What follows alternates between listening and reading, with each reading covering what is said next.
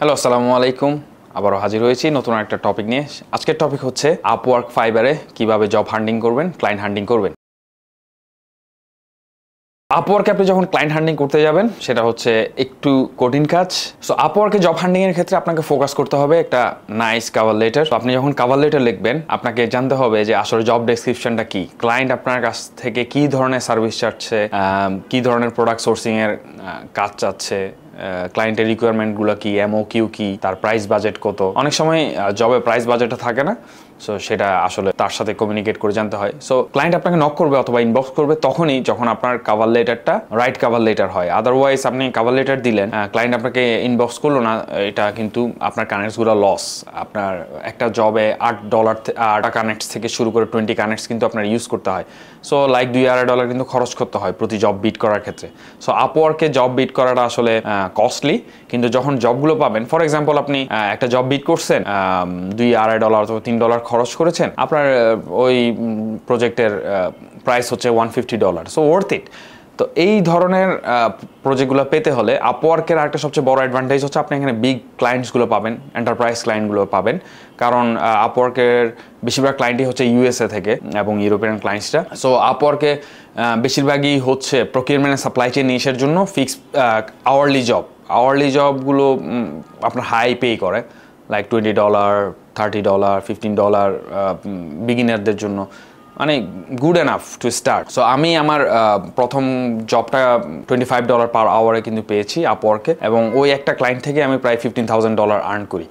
So আপওয়ার্কে আপনি enterprise ক্লায়েন্টগুলো পাবেন, big ক্লায়েন্টসগুলো পাবেন, এবং তারা দেখা যাচ্ছে অনেক সময় ফুল টাইম হায়ার করে, হ্যাঁ, যেখানে তারা উইকলি 30-40 আওয়ার্সের জন্য কিন্তু হায়ার করে, যেখানে তারা সচরাচর $20, $25 কিন্তু দেয়।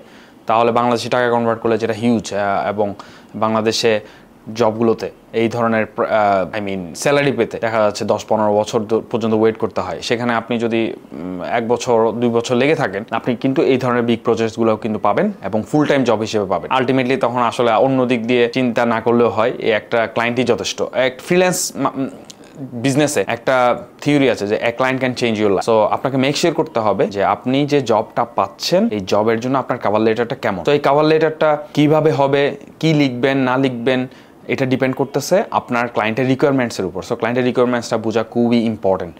সো ক্লায়েন্টের রিকোয়ারমেন্ট বুঝে শুনে তারপর আপনি জব বিট করবেন। অনেকেই আছে যে একটা ডিফল্ট কভার লেটার রেডি করে রাখে, সেটাই সাবমিট করতে থাকে একটা ক্লায়েন্টের উপর। যে ক্লায়েন্টে আসুক, যে রিকোয়ারমেন্ট দিক, সেম কভার লেটারটা দিতে থাকে। So ultimately doesn't work. So তাহলে আপনাকে কি করতে হবে? আপনাকে ক্লায়েন্টের রিকোয়ারমেন্ট অনুযায়ী একটা দারুণ কভার লেটার লিখতে হবে।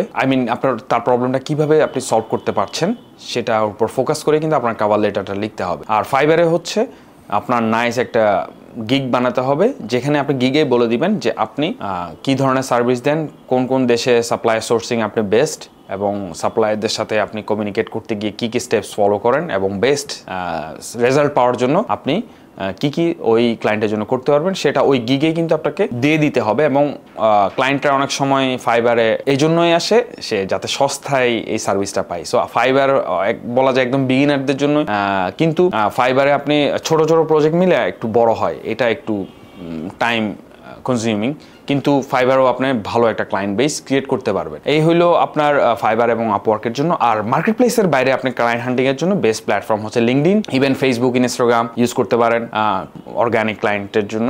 আপনার এইখানে আহমরি কোনো বুস্টিং করতে হয় না, আপনার পার্সোনাল একটা ব্র্যান্ড ক্রিয়েট করতে হবে নিয়মিত পোস্ট করার মাধ্যমে, কন্টেন্ট ক্রিয়েট করার মাধ্যমে। আপনি যখন আপনার প্রফেশনাল পোস্টগুলো দিবেন, হ্যাঁ, প্রবলেম সলভিং বিভিন্ন কন্টেন্ট দিবেন, procurement and supply chain specialist হিসেবে, ক্লায়েন্ট কিন্তু অবশ্যই আপনাকে খুঁজে বের করবে। আপনার নিজেকে ক্লায়েন্ট খুঁজতে হবে না। তো রাইট কিওয়ার্ডস দিয়ে আপনার প্রোফাইলটা সাজানো, বিভিন্ন প্রজেক্ট ক্যাটালগ আপনি এখানে দিতে পারেন। আপনার টপিক প্রকিউরমেন্ট সাপ্লাই চেইনের উপর বিভিন্ন টপিক নিয়ে আপনি সেখানে আলোচনা করতে পারেন, বিভিন্ন টিপস অ্যান্ড ট্রিক্স শেয়ার করতে পারেন।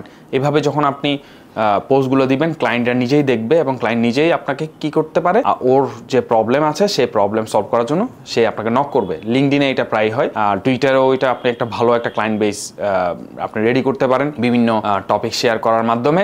তবে আমি আপনাকে বলবো যে আপনি যদি freelance procurement and supply chain specialist হিসেবে নিজের প্রোফাইল ক্রিয়েট করতে চান, তাহলে অবশ্যই যে পিকচারগুলো ইউজ করবেন সেগুলো যাতে হাই কোয়ালিটি হয়, তাহলে জিনিসটা অনেক প্রফেশনাল লাগবে, লুক্রেটিভ লাগবে এবং ক্লায়েন্ট আপনাকে কিন্তু নক করবে।